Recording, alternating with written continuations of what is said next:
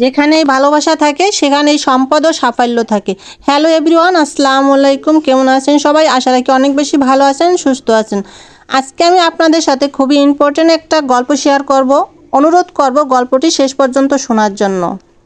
এক মহিলা তার বাড়ি থেকে বেরিয়ে দেখলো উঠোনের সামনে 3 জন বৃদ্ধ ব্যক্তি বসে আছেন। তিনি তাদের কাউকেই চিনতে পারলেন না। তাই বললেন, আমি আপনাদের কাউকেই চিনতে পারলাম না, কিন্তু আপনারা হয়তো ক্ষুধার্ত। আপনারা ভেতরে আসুন, আমি আপনাদের খাওয়ার ব্যবস্থা করছি।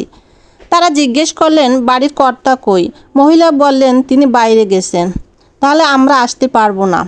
সন্ধ্যায় যখন বাড়ির কর্তা ঘরে ফিরে সব শুনলেন, তখন তিনি বললেন, যাও তাদের ফিরিয়ে আনো। তাদের ঘরে আসার জন্য অভ্যর্থনা জানাচ্ছি। মহিলা বাইরে গেলেন এবং তাদের ভিতরে আসতে বললেন, কিন্তু তারা বলল, আমরা এভাবে যেতে পারি না। মহিলা জিজ্ঞেস করলেন, কিন্তু কেন? আবার কি সমস্যা? বৃদ্ধ লোকদের মধ্যে একজন বললেন, আমাদের মধ্যে একজনের নাম সম্পদ, অন্যজনের নাম সাফল্য এবং অন্যজনের নাম ভালোবাসা। এখন আপনি ভিতরে গিয়ে সিদ্ধান্ত নেন, আমাদের কাকে আপনি ভিতরে ঢুকতে দিবেন। মহিলা যখন ভিতরে গিয়ে সব খুলে বললেন, তখন তার স্বামী অত্যন্ত খুশি হয়ে বললেন, চলো আমরা সম্পদকে ডাকি, তাহলে আমরা ধনী হয়ে যাব। তার স্ত্রী এতে সম্মতি দিলেন না। সে বললেন, আমার মনে হয় সাফল্যকেই ডাকা উচিত।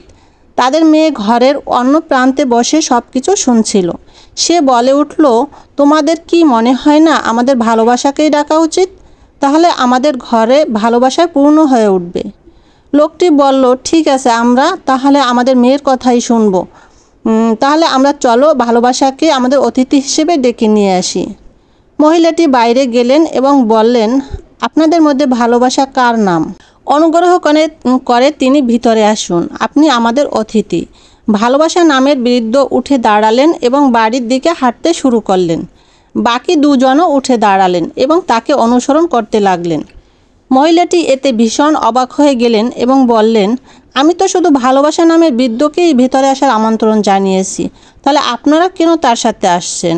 বৃদ্ধ লোকেরা বলল, আপনি যদি সম্পদ আর সাফল্যকে আমন্ত্রণ করতেন তবে আমাদের বাকি দুজন বাইরে থাকতাম, কিন্তু আপনি যেহেতু ভালোবাসাকে আমন্ত্রণ জানিয়েছেন, সে যেখানে যায় আমরা দুজনেই সেখানে যাই। যেখানেই ভালোবাসা থাকে সেখানেই সাফল্য ও সম্পদ থাকে। সো আমি আপনাদেরকে বলবো, আমরা যারা ফেসবুকে কাজ করি, আসলে আমাদের একে অপরের সাথে যদি ভালোবাসা না থাকে তাহলে কখনোই সাফল্য ও সম্পদ কোনোটাই পাওয়া সম্ভব না। তো আমরা একে অপরকে ভালোবাসবো, তাহলে অবশ্যই সাফল্য ও সম্পদ দুটোই আমাদের ঘরে এমনিতেই আসবে। আশা করি গল্পটি থেকে বুঝতে পারছেন ফেসবুকে সফলতা পেতে হলে কতটুকু ভালোবাসা দরকার।